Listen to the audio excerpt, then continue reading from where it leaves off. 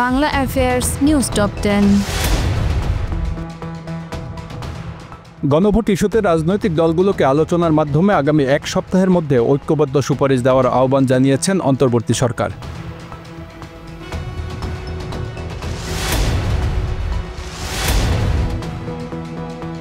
ঢাকা ওয়াসার ব্যবস্থাপনা পরিচালক পদে প্রকাশিত নিয়োগ বিজ্ঞপ্তির কার্যক্রম স্থগিত করেছে হাইকোর্ট। একই সঙ্গে এই নিয়োগ কেন বাতিল করা হবে না তা জানতে চেয়ে রুল জারি করেছে আদালত।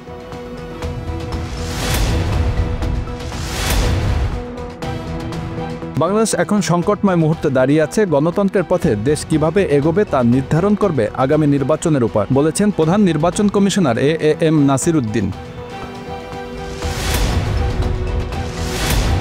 খালেদা জিয়া, তারেক রহমান সহ 237 আসনে প্রার্থীদের তালিকা ঘোষণা করেছে বিএনপি। ত্রয়োদশ জাতীয় সংসদ নির্বাচনে খালেদা জিয়া ফেনী 1, দিনাজপুর 3 ও বগুড়া 7 এবং তারেক রহমান বগুড়া 6 আসন থেকে নির্বাচন করবেন।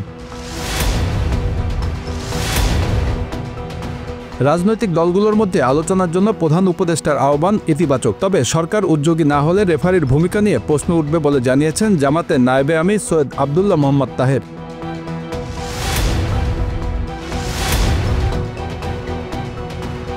জাতীয় নাগরিক পার্টি সংসদে যাবে কিনা তা পুরোপুরি নির্ভর করবে বিএনপির অবস্থানের উপর, বলেছেন গণ অধিকার পরিষদের সভাপতি নুরুল হক নূর।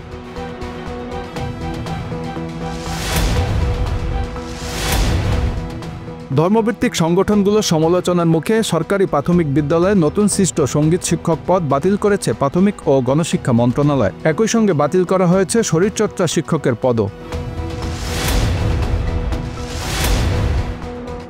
উত্তর আফগানিস্তানের 6.3 মাত্রা শক্তিশালী ভূমিকম্পে এখন পর্যন্ত 20 জনের প্রাণহানির খবর পাওয়া গেছে। এছাড়া 150 জন আহত হয়েছে বলে দেশটির স্বাস্থ্য অধিদপ্তর জানিয়েছে।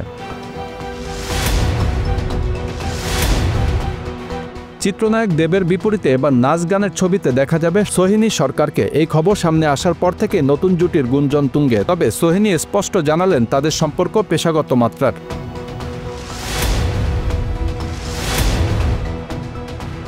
দক্ষিণ আফ্রিকাকে 52 রানে হারিয়ে প্রথমবার শিরোপা ঘরে তুলল ভারতের মেয়েরা। এর মধ্যে ওয়ানডে বিশ্বকাপে চ্যাম্পিয়ন দলের জন্য নগদ 51 কোটি রুপি অর্থ পুরস্কার ঘোষণা করেছে ভারতীয় ক্রিকেট বোর্ড।